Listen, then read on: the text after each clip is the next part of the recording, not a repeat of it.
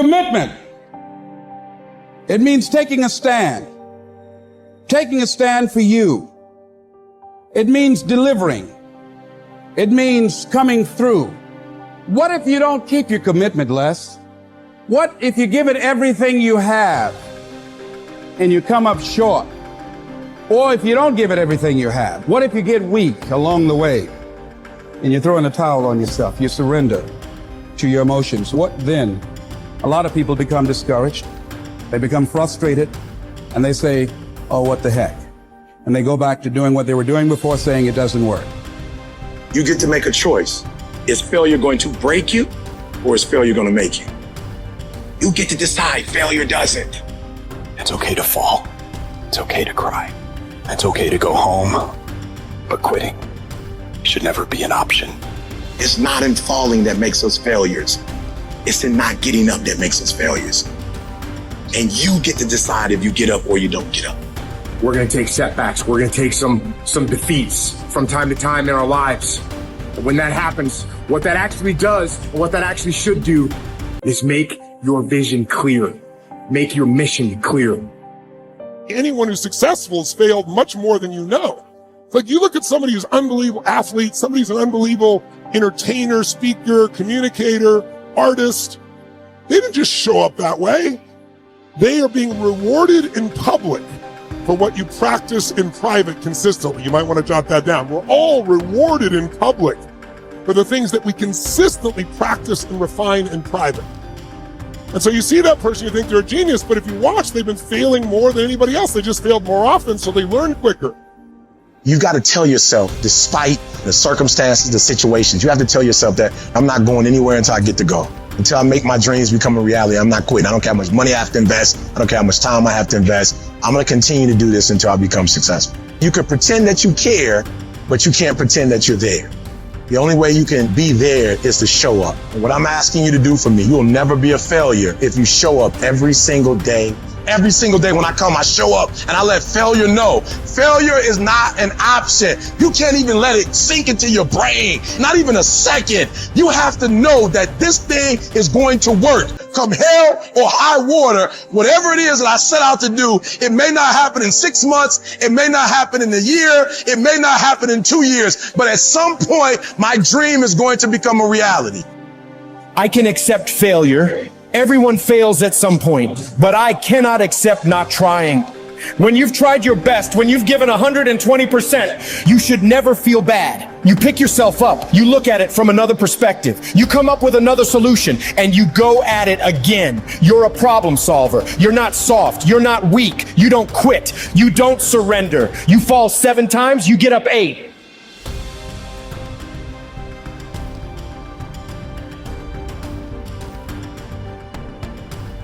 There is a cycle of history that is plain as day. Good times create weak people. Weak people create bad times. Bad times create strong people. Strong people create great times. This is the cycle of history. Our thinking, our process is so affected by the way we're raised generationally, the experiences we go through. So let me give you an example of why we're having challenges today and why I'm more than hopeful. Let's say you were born in 1910. Now, think of it this way first. Remember I talked about pattern recognition, pattern utilization, pattern creation. What gave humanity its greatest jump and its capacity was pattern recognition around seasons. Up until that time, we were hunter-gatherers, barely able to survive. It all depended on what was happening in the environment. We were dependent on the outside world. But once we understood the seasons, that planting in the springtime and then taking care of through the summer, boy, in the fall you can reap, and then there's gonna be winter, you gotta hang on to this stuff so you can survive. Once we recognized that pattern, humanity transformed. Communities were created, eventually cities and countries and states, right? So think of it this way. There's also a pattern of your history as a human. 0 to 21, 19 to 2021 is a springtime, where everything's easy. It's easy to grow. Growth happens, you don't have to do squat. Your body grows, life grows. And some of us had a more protected childhood, some of us had no protection. We had to step up and take care of things when we were 7 or 8 years old. But regardless, overall, it's a time in which people look out for you, you're taught things, you consume what you're taught. But once you come 19, 20, 21 roughly, and sometimes it's 16 for some people, 25 for others, but you get the picture, you enter a new season of life. You go to the summertime where you start testing and go, well, this is what I was taught, but do I really believe this? You know, this is what people say, but now I'm in a relationship, you know? And so all of this next 20 years is an explosive growth period if you work at it from 21 to 41. From 42 to 62 is a reaping time. If you planted really in the spring and you pushed hard through the summer, you're gonna reap. Now, if you didn't plant in the springtime, you're gonna weep in this season. You know, you're gonna be like, I don't have any money, I don't have any time, I don't know what to do, where am I going? But that's a season of power.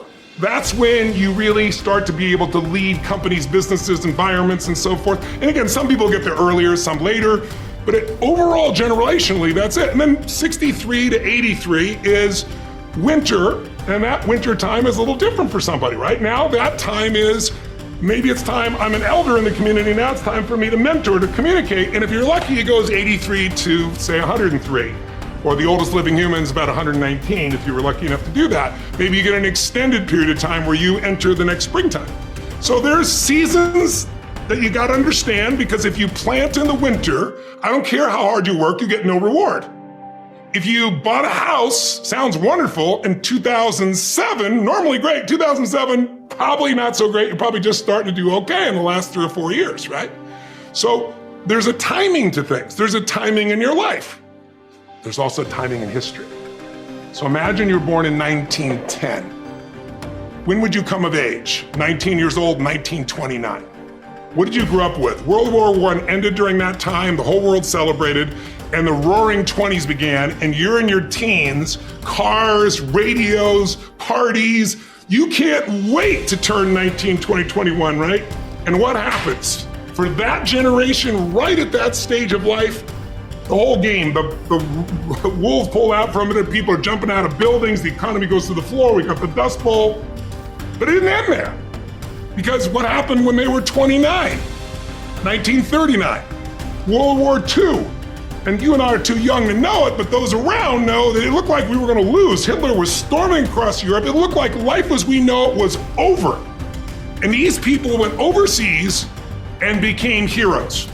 They faced such unbelievable, they were thought as flappers, they were thought as weak, they were a lot like a lot of the generation that you see today, the Z generation, not so much because they're just coming up, right? But the millennial generation, by older people, they see them as weak, they're snowflakes, they're this and they're that, but they have technology, they have insights. And when the outside world is demanding enough, not yet, because they're still fearful, they will grow. And that's when things change. And so the season occurs. So think about the difference between the 30s and the 40s versus the 50s versus the 60s as we came after 63 into an American summer as a different mindset versus the 80s to the 2000s, 2010. So we're right now halfway through winter. We're in another winter. It starts financially. Now it's gone to health, but we're far from it. It's gonna be war. And it might be cyber war, it might be full-on war, but there's zero question that China and the US are on a collision course that's going to shape the direction of humanity. And so the people that right now are alive today are gonna have to grow in that environment. I really think we're at a season where there's gonna be a whole new level of growth. And what I just want to do is be one of the many sources that can give people perspective, because here's the problem. A year ago, people thought we were coming out of, we got vaccines now, and we're coming out of COVID, and it's going to be all over now, and people are excited. But now, after going through 2 years of this, there's a lot of people now that no longer have a compelling future. Like, people talking about New Year's resolutions, most people don't even have one. Because it's like, they never followed through anyway, right? But at least they had something to look forward to. They're starting to get into learned helplessness. Learned helplessness is when something is so bad over and over again, you start thinking the problem's permanent. No problem is permanent. Or you start thinking the problem's pervasive because I haven't handled my finances, my whole world's over. Or because my relationship's bad, my whole world's over.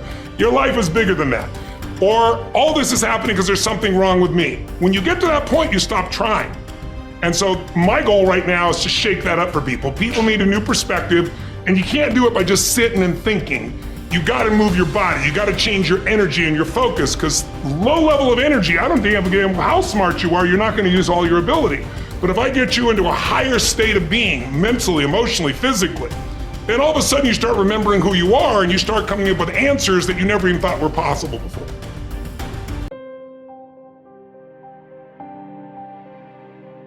You will hear many people saying, "When I am 50, I shall retire into leisure. When I am 60, I shall give up public duties." And what guarantee do you have of a longer life? Who will allow your course to proceed as you arrange it? Aren't you ashamed to keep for yourself just the remnants of your life and to devote to wisdom only that time which cannot be spent on any business? How late it is to begin really to live, just when life must end. Stop letting yourself be distracted. That is not allowed. Instead, as if you were dying right now, stop allowing your mind to be a slave, to be jerked about by selfish impulses, to kick against fate and the present, and to mistrust the future. In your actions, don't procrastinate. In your conversations, don't confuse. In your thoughts, don't wander. In your soul, don't be passive or aggressive. In your life, don't be all about business. It is essential for you to remember that the attention you give to any action should be in due proportion to its worth, for then you won't tire and give up if you aren't busying yourself with lesser things beyond what should be allowed. Putting things off is the biggest waste of life. It snatches away each day as it comes and denies us the present by promising the future. The greatest obstacle to living is expectancy, which hangs upon tomorrow and loses today. You are arranging what lies in fortune's control and abandoning what lies in yours. What are you looking at? To what goal are you straining? The whole future lies in uncertainty. Live immediately. The best livelihood, particularly for the strong, is earning a living from the soil, whether you own your land or not. Many can support their families by farming land owned by the state or private landowners. Some even get rich through hard work with their own hands. The earth repays those who cultivate her, both justly and well, multiplying what she received, endowing in abundance all the necessities of life to anyone willing to work, and all this without violating your dignity or self-respect. Generally speaking, if you devote yourself to the life of philosophy whilst tilling the land at the same time, I couldn't compare it to any other way of life, nor would I prefer any other livelihood. It is living more in accord with nature, drawing your sustenance directly from the earth, the nurse and mother of us all, rather than from another source.